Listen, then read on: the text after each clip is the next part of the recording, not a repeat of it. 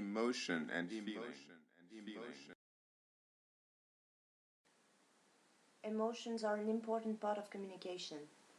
They can change the meaning of what a person says simply because they change how he or she says it. The way a person says, "I'm fine," when you ask, "How are you?"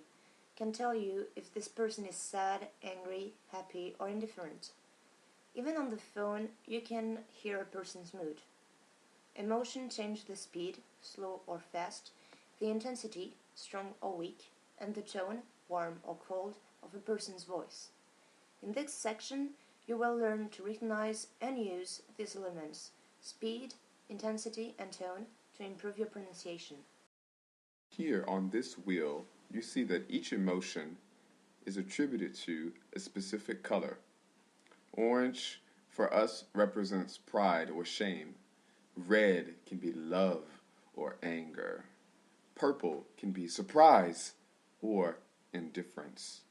Blue can represent disgust or appreciation.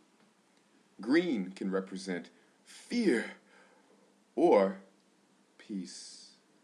And finally, joy can be represented with yellow. Joy or sadness. Okay, don't think about pronunciation. Think about emotion. Peaceful.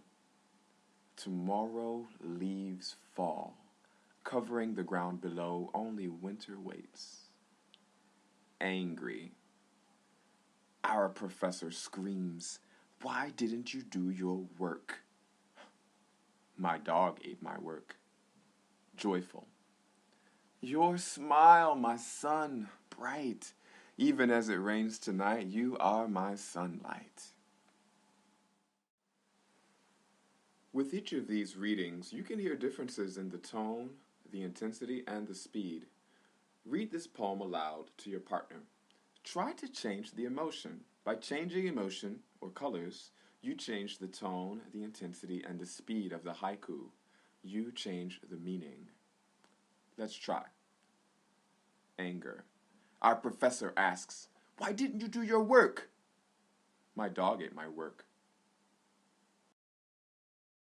Okay, now it's your turn.